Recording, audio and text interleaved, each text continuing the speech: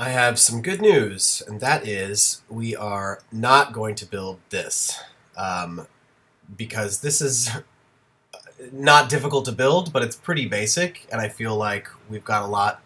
We've already worked on quite a bit, so we're going to pretend like this element is being demolished or has been demolished. So we're not going to take the time to build it, but we are going to do the interior doors, which are slightly different in style than the exterior. So let's take a look at this. We've got this kind of gray metal material or painted material, and then we've got our door that sits within that. We're not going to get into the crazy nitty-gritty detail of this yet. We're just going to worry about making sure that we've got another type of component inside. So let us start with this point here. Drag a little guide. Let's make it 5 inches out from this, and then 3 feet enter off of that. Take another guide, and I'm going to take this back to the midpoint here, about 6 inches. And we'll take this in till we hit that far point. So we've got a little 6-inch wall there. So we're going to fill this in with a new shape. Using our rectangle tool from point to point. And then double click, G to make that a group, double click to open that up, and then push pull that up into place. Now, straight away, I'm going to go up, and our doors have been 7 feet so far, so we're just going to keep that rhythm going. 3 feet over and down. We can go ahead and push pull that away. Now I'll do the same thing I did basically on the other side, which this time I'm going to use the frame as my guide since this is a single door.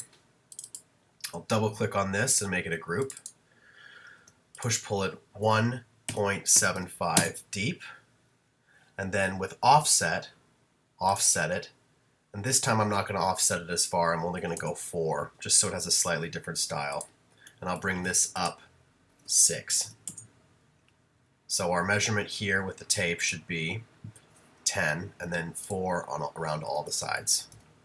Now I can push pull that through to make a hole and close it. Notice I'm closing it. This is its own group. Brand new shape means brand new group. So select that. I'm not giving the glass a thickness in this. I'm just going to let it be a plane. G to group that. And move that in 0.5. All right, this is where it gets a little bit trickier. We're going to use follow me in this step. Starting with the tape, moving up 36, and give myself a guide. Now, I'm going to move in 2 inches. So I've given myself a point here, and I'm going to move in 2 inches to give myself a point of reference here. Then, with my line tool, I'm going to establish a path. So I'm going to come out, let's come out about 3.5 inches. So we've created a line off of that point along the green axis 3.5 inches. I'm going to do the same thing, holding the red. I'm going to move until I reference this point here and click. Now I'll go back to this intersection and click and finish it up making a rectangle. Here's where it's going to get a little interesting. I'm not going to go to the full center point. I'm just going to go 1.5 inches in and 1.5 inches over.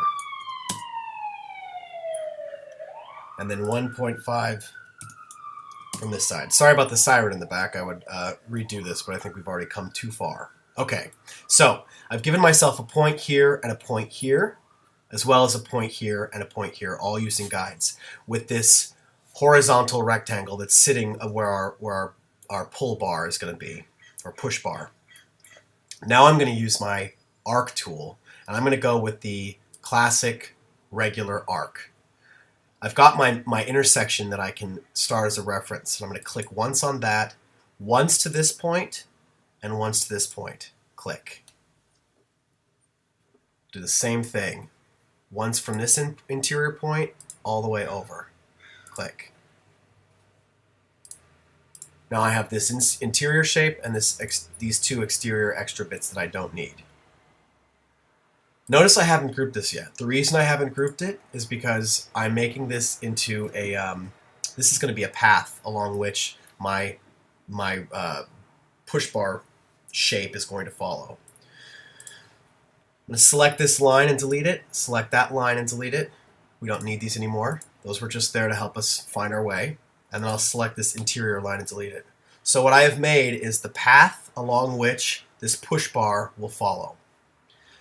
Now using a circle, and it's okay with me that the sides are only 24 on this because it's pretty small. I'll start at this, notice I'm getting nice and close, so I'm going to start at this point, this end point on the inside of this path. And I'm going to click once and pull it out. And I'm going to pull it out to about a ½ inch. So we're going to end up with a 1 inch thick bar. So this is the profile of this push bar. Now I'll select this path. And this time, since the path is a complicated series of lines I've created, I have to now double click onto it. So you want to make sure that you double click on this path to make the entire thing highlighted so the whole thing is blue. Now starting with my follow me tool, again, this isn't grouped and this isn't grouped. Select the follow me. You'll see that the path deactivates and you're able to click once on that profile and it's going to follow that path around. My final step is to select this by triple clicking on it and making it into a group. If I hide this, I can see that that path is still in place. Let's double click on that and delete it. Let's also Shift D, delete guides. And I'll unhide that bar again. Let me hide this and this by selecting them and hiding them. And I'm going to give myself that same pie shape that shows me what my swing is. So I start from this interior point and I click to that edge and I type in 45 or 45 degrees. I make this into a group. I open it up by double clicking, delete the things I don't want, which is the line and the face. I just want this line and this arc.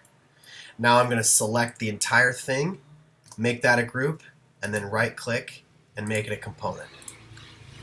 Let's go ahead and unhide that stuff. Okay, great. So I've got the first interior door. We are going to pretend that this is a series of double doors and this is a single door. And then we're just going to ignore this information here.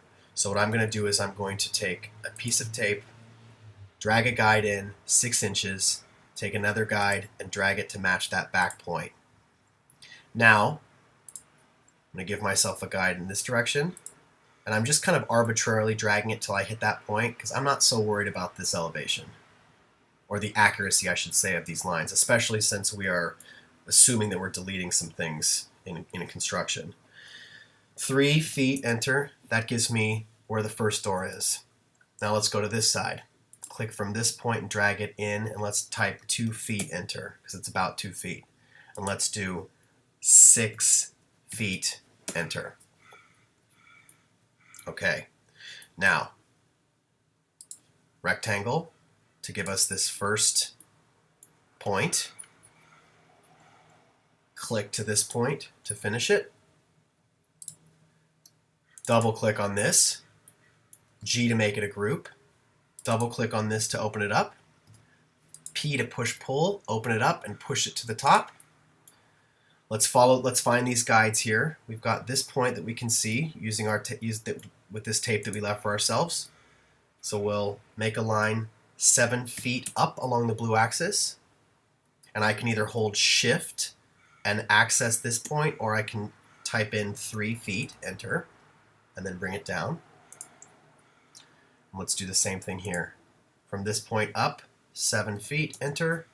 This time it's 6 feet, enter, and click. Now I'll push pull this away, push pull this away, and I will copy this door into place. So using my move copy,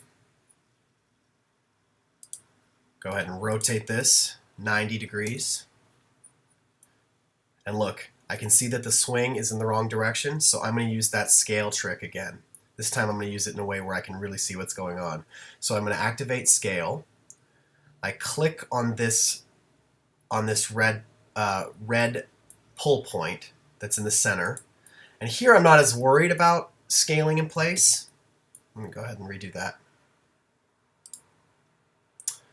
Back to where we were. Okay.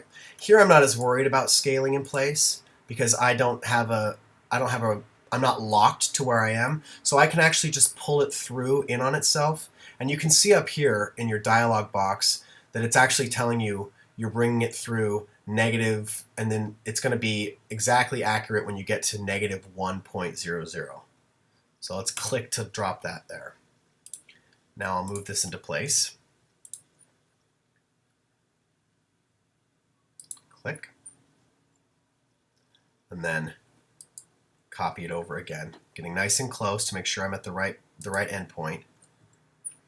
Make a copy to this point, and then do the same thing. I'll copy it right next to itself, and then I'm going to scale it in place. So I activate scale. I move to where I can see that I have that middle opposite point, and I hold Option or Control down. Okay, let's verify that these are components by opening one up and making sure that as we open one up, we can see that now if we come in and edit this, if I wanted to move this bar up or down, it's going to move the bar up or down on all of my interior doors, which is exactly what I want. Finally, edit, delete guides, and I'll go ahead and make sure that I file, save.